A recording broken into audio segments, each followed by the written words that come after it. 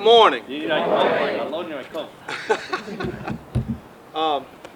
Let me say this. I've known this family, Adele and her family, for years, and it doesn't surprise me doing something that you're thinking of others more than you do yourselves, because that's the type of family that they are. And when a person have a passion for something, as she has for this, we know it's going to be blessed. We know it's the right thing to do. And some of you all, a few of you all, or maybe several of you all have heard me say this, is that the quickest way to ever get ahead individually and collectively is to think of others more than you do yourself. And when it comes to our veterans and what the passion that Modell and her husband has, they are really thinking of others more than they do themselves. And that's what takes place to be successful in a community. Because we have to think of others more than we do ourselves, and that's what she's doing with veterans. And to all the veterans that are here, I personally want to thank you that whether you're still serving or not, because of your wholesome serviceness, we're able to have this event peacefully. A lot of countries can't do this. So kudos to you all. Thank you all so much. To Modell and her husband, thank you for that passion. Thank you for thinking of others more than you do yourselves. Thank you for thinking of our veterans. And thank you all who are all a part of Phoenix City and Columbus and this one region, which we are. Because in order for us collectively as communities to get ahead is that we have to continue to think of others more than we do ourselves. And that's exactly what I see today.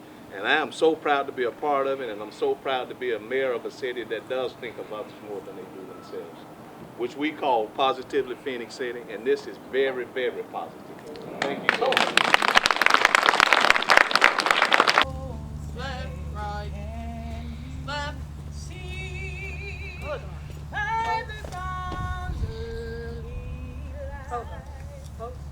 so proudly we've held after twilight last gleam, whose broad stripes and bright stars through the perilous fight. Oh, the ramparts we've watched were so gallantly streamed, and the rockets regular, the bombs bursting in air, gave proof through the night that our flag was still there. Oh, say does that star-spangled banner yet wave? Oh, the land of the free and the home of the brave.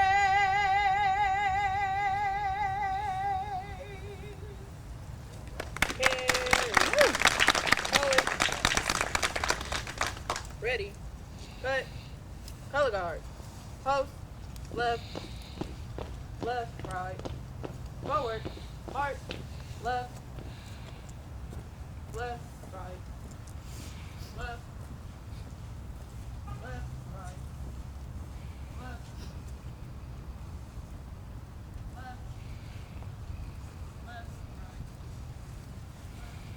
3, 2, 1. Thank you for adding the cut.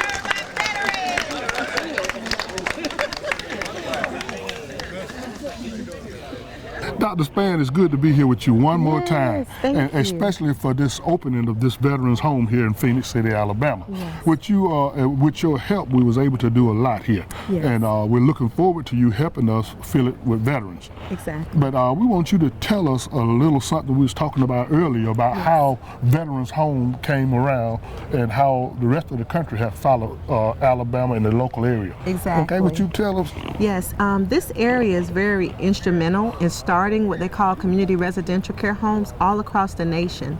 Back in the 60s, the families and groups around the area saw that veterans were needing homes. Sometimes they had medical or mental health abilities. Family didn't want to take them back after the war, and then they decided to start opening up their homes and seeing how they can help veterans. And so with this area, they started the program, families started opening their doors, homes started opening up, and VA and DC started taking notice and said, wow, we need this all across the U.S. And due to the efforts in this area, which started in the 1960s, became the program which we now know as community residential care homes all across the U.S. So this area has been a trailblazer on housing veterans and taking care of their own veterans in the community.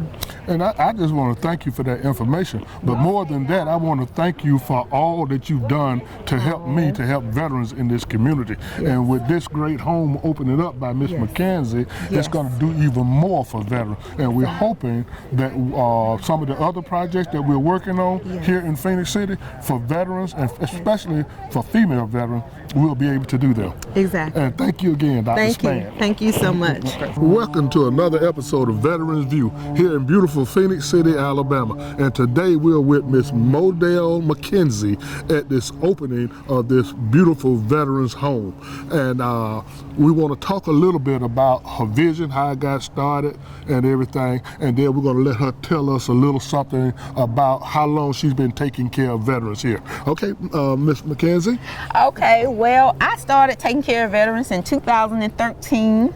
We started out as a pilot program. However, the need expanded, and the need was so great in this area that we had to expand. So, and that's how we end up building this home. This home will hold 10 veterans from anywhere that needs a home.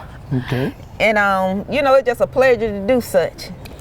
And we're putting Ms. McKenzie information out over the tri-state area. That means Alabama, Georgia, and South Carolina, which come under Division, and of course Division 7, which covers Georgia, Alabama, and South Carolina. So we're going to get your flyers out, and all of these VA from Alabama, Georgia, South Carolina will know that you have beds open, and also will know when the beds are full. Okay.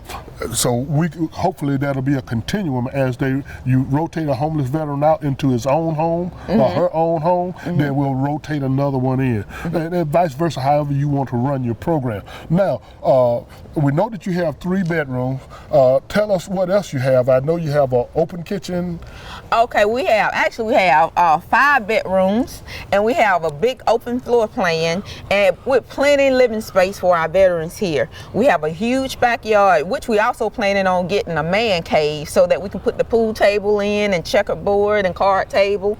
And we definitely want the community to come out and spend time with our veterans here. We're gonna need the community support today, tomorrow, next year, and the next 10 years. So don't forget that we're here. We're always gonna need sponsors. We're always gonna need support from the community. Right now we're trying to do the brick by brick fundraiser, so anyone who want to purchase a brick here, please do, because all the money that raised from selling these bricks will go directly towards this home, because we still need dressers and televisions and different things like that too in the bedrooms. And we will also be reaching out to different veterans organizations that will normally do those kind of things as far as purchasing television and things of that nature. So we'll talk about that later on. Is there anything else that you want to tell us about this home here and your other home? Because you didn't mention your other home that you have. Yeah, I do have another home, which was the pilot program. We have 6 beds in that home, and those beds are filled, and therefore this bed home here is the 6th. We started out as part of the CRC Community Residential Care Program, and here in the Bi-City area, there's a great need for placement. And the CRC program out of Tuskegee is called the Community Residential Care Program. They have been utilizing us ever since 2013. Okay. And great, so that home is filled. Now we're going to fill this home. And you say you're going to build a man cave. Yes. And We want a man cave because some other veteran, it's kind of difficult for them to get out to the activity center. So if we build them a man cave, they can shoot pool, they can play checkers, they can play dominoes, they can interact with themselves, and the community can come in and interact with them.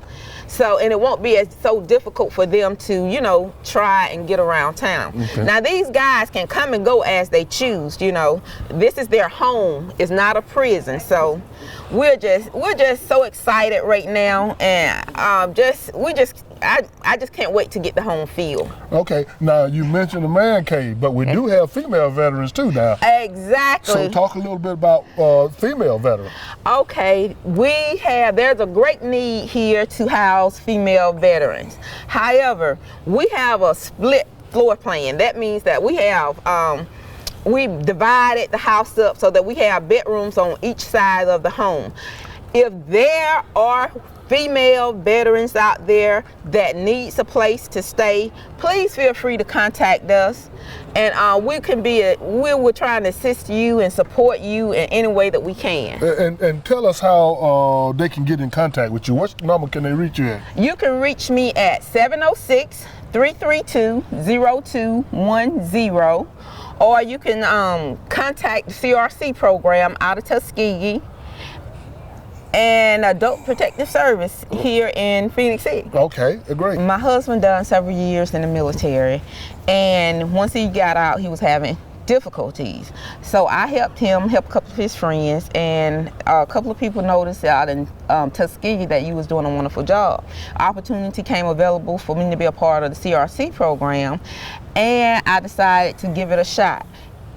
It has been the best career move I have ever made. I have truly enjoyed working with the veterans here, and it's just been wonderful. I have my master's in clinical community health, and it was a great help in me assisting my husband and some of his co-workers, or the men, I should say, he served with. So it has been the best move that I've ever made career-wise. I absolutely love what I do, taking care of the veterans. Okay, great. And we thank you for what you're doing for the community, but more so what you're doing for veterans is what's important. The help that you give is help that's gratefully needed. And thank you again. The poem is called A Soldier's Poem. For all the free people that still protest, you're welcome. We protect you, and you are protected by the best. Your voice is strong and loud, but who will fight for you? No one standing in your crowd. We are your fathers, brothers, and sons. We've been to war, wearing the boots and carrying the guns. We are the ones that leave all we own to make sure your future is carved in stone. We are the ones who fight and die. We might not be able to save the world. Well, at least we'll try. We walk the paths to where we are at, and we want no choice other than that. So when you rally in your groups to complain, take a look in the back and enjoy the views of the plane. In order for that flag you love to fly, wars must be fought, and young men and women must die. We came here to fight for the ones we hold dear. If that's not respected, we'd rather stay here. So please stop yelling and even think about the signs, and pray for those soldiers who are missing their loved ones behind enemy lines. And when the conflict is over and all is well, be thankful that some young man and woman chose to do it so that you wouldn't have to go through hell. Thank you.